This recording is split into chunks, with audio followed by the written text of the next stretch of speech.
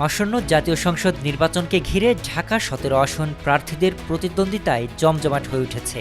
রাজধানীর গুরুত্বপূর্ণ এই আসনে রাজনৈতিক দল ও স্বতন্ত্র প্রার্থীদের অংশগ্রহণে ভোটারদের সামনে হাজির হয়েছে নানা রাজনৈতিক বার্তা ও প্রতিশ্রুতি। প্রার্থী তালিকা থেকে শুরু করে ভোটকেন্দ্র ও ভোটার পরিসংখ্যান সব মিলিয়ে ঢাকা ১৭ এখন নির্বাচনী আলোচনার কেন্দ্রে। নির্বাচনে এই আসনে মোট ১২ জন প্রার্থী প্রতিদ্বন্দ্বিতা করছেন। তাদের মধ্যে কামরুল হাসান নাসিম বাংলাদেশ জাতীয় পার্টি থেকে কাঁঠাল প্রতীক নিয়ে নির্বাচনে লড়ছেন। মঞ্জুর হুমায়ুন ইনসানিয়াত বিপ্লব বাংলাদেশ থেকে আপেল প্রতীক, মোহাম্মদ আনিসুজ্জামান খোকন স্বতন্ত্র প্রার্থী হিসেবে ময়ূর প্রতীক এবং তপু রায়হান জাতীয় পার্টি জেপি থেকে মোটরসাইকেল প্রতীক নিয়ে মাঠে রয়েছেন।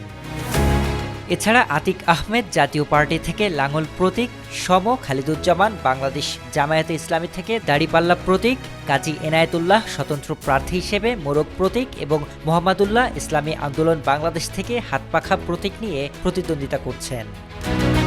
আরও রয়েছেন মোহাম্মদ শামীম আহমেদ বাংলাদেশ কংগ্রেস থেকে ডাব প্রতীক, S M. Abul Kalam Azad Bangladesh Nationalist Front BNF থেকে টেলিভিশন প্রতীক, মোহাম্মদ রাশিদুল হক বাংলাদেশ লেবার পার্টি থেকে আনারস প্রতীক এবং তারেক রহমান বাংলাদেশ জাতীয়তাবাদী দল বিএনপি থেকে ধানের শীষ প্রতীক নিয়ে ভোটের মাঠে।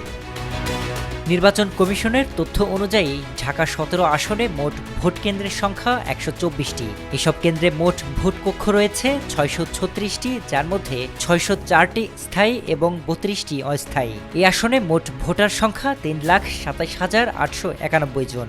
এর মধ্যে পুরুষ ভোটার ১,৭০,১১০ জন, নারী ভোটার ১,৫৭,৭৭৩ জন এবং তৃতীয় লিঙ্গের ভোটার রয়েছেন ৮ জন। পোস্টাল ব্যালটের মাধ্যমে ভোট প্রদানের জন্য নিবন্ধিত ভোটারের সংখ্যা ৫,৯১৬ জন। এর মধ্যে পুরুষ ভোটার ৪,৬২০ জন এবং নারী ভোটার ১,২৯৬ জন। সব মিলিয়ে প্রার্থী ও ভোটার সংখ্যা এবং ভোট কেন্দ্রের বিস্তৃত কাঠামো ঢাকা ১৭ আসনের নির্বাচনকে ঘিরে প্রশাসনিক প্রস্তুতি ও রাজনৈতিক উত্তাপ দুটোই স্পষ্ট হয়ে উঠেছে। শরীফ রাহাত, দেশকাল নিউজ।